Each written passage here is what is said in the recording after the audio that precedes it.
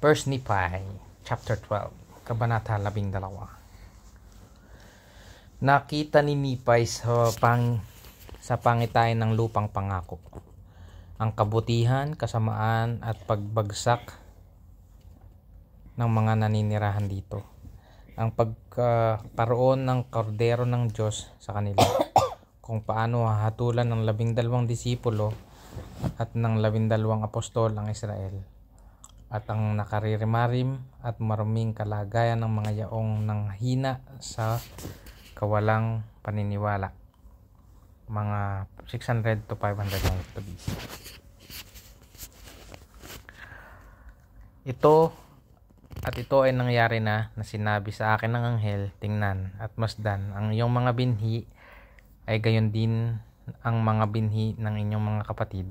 At tumingin ako at namasdan ang lupang pangako, at nakamalas ako ng maraming tao, oo, maging ito ay kasindami ng buhangin sa dagat. At ito ay nangyari na namasdan kong sama-samang nagtipon ng maraming tao upang makidigma, ang isa laban sa isa,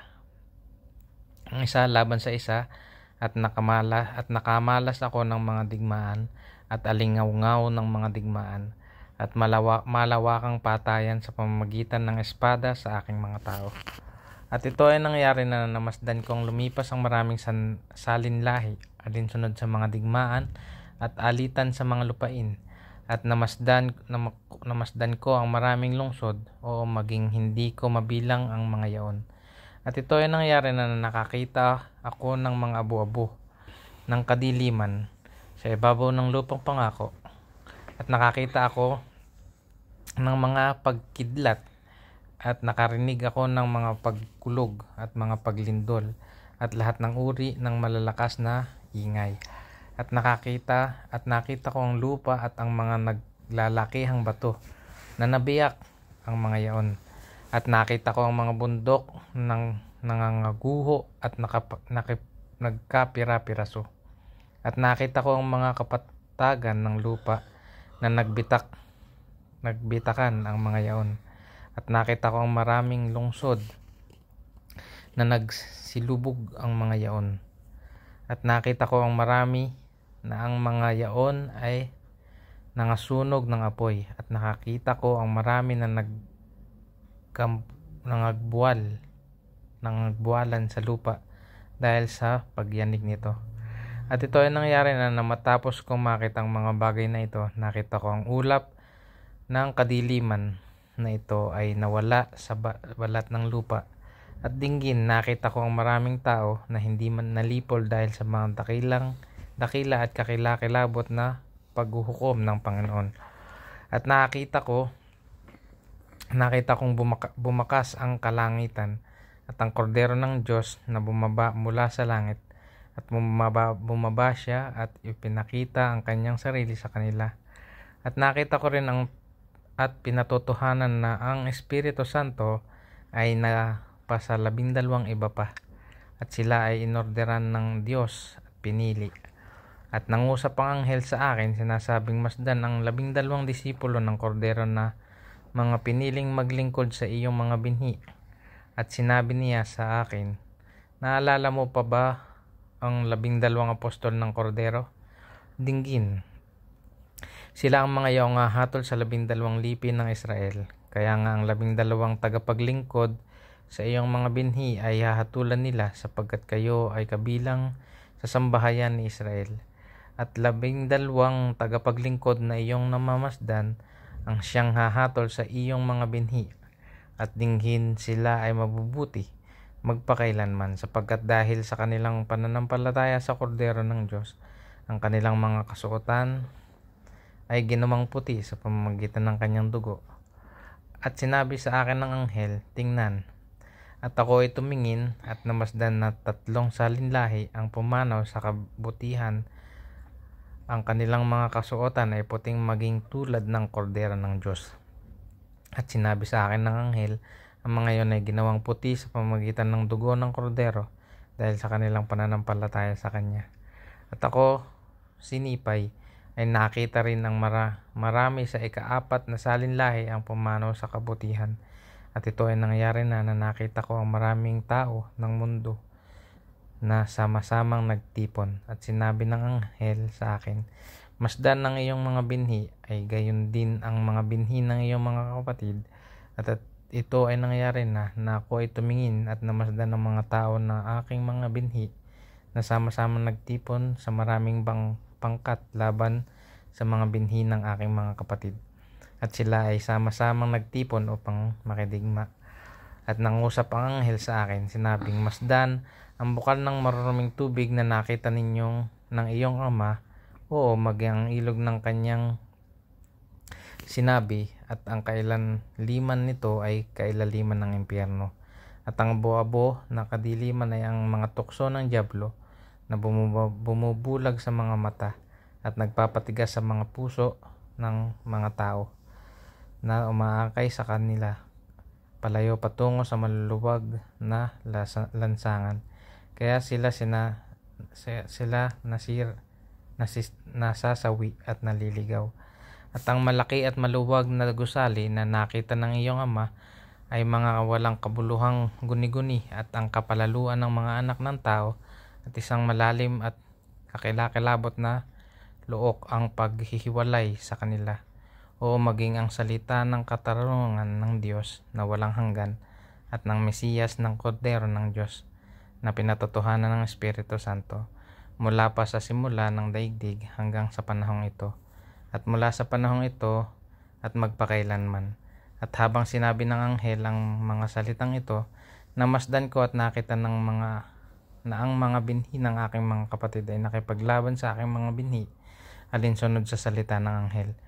At dahil sa kapalaluan ng aking mga binhi at sa mga tukso ng diablo, namasdan kong nadaig ng mga binhi ng aking mga kapatid ang mga tao ng aking mga binhi.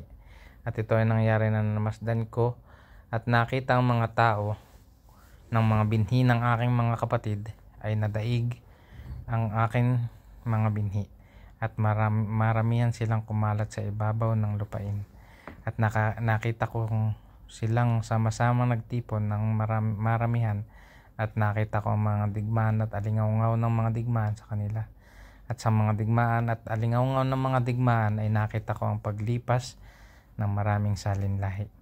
At sinabi ng aking anghel, sa akin ng anghel, masdan, sila ay nang manghihina sa kawalang paniniwala.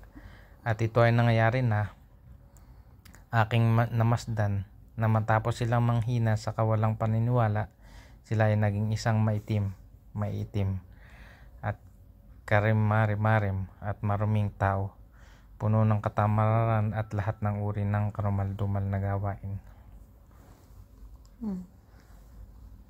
Anong naintindihan mo? Pinakita na sa kanya yung mga mangyayari.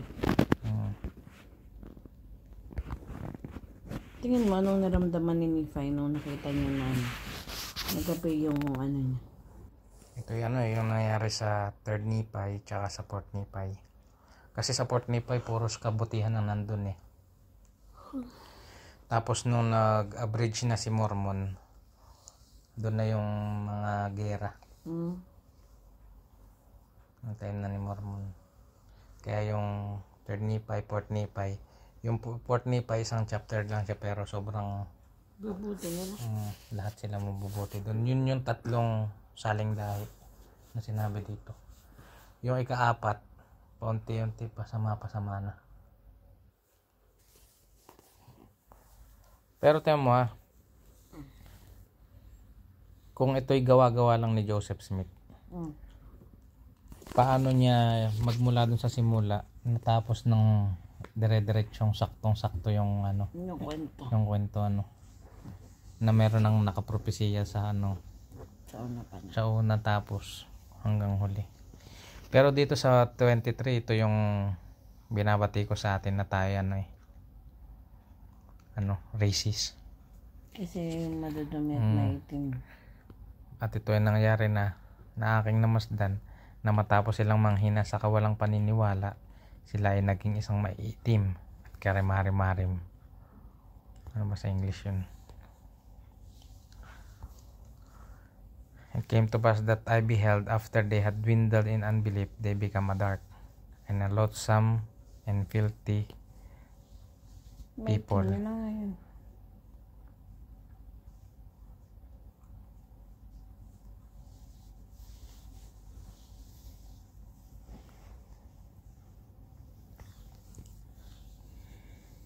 Ano pa? Hindi ko masyado ito sa mga pakaramdam ko eh. Pero masusuka ngayon kanina. Okay lang yan. Ikaw ano nakuha mo ba? Ano?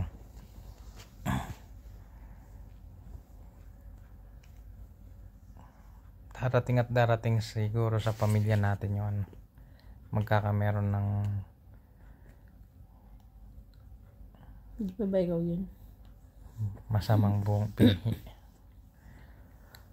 Yun ay dahil sa kawalan ng paniniwala. Naging mabuti lang naman sila nung time na yun, nung ano eh. Nung naramdaman na nila yung paghihirap. Ano ba yan? Oo, di ba't ginuho yung ano? Hindi ko pa kasi Yung sa talaga third nabasa Nephi. ang buong book of Mormon sa totoo. Nabasa mo na yun. Di ba't nang nangyari nga doon sa third Nephi? Na ito nagbitak-bitak yung ano, yung lupa. Hindi ko alam. Maraming gumuhong city. Hindi ako na-inform. Tapos ay doon na yun nagbisita si Jesus Christ.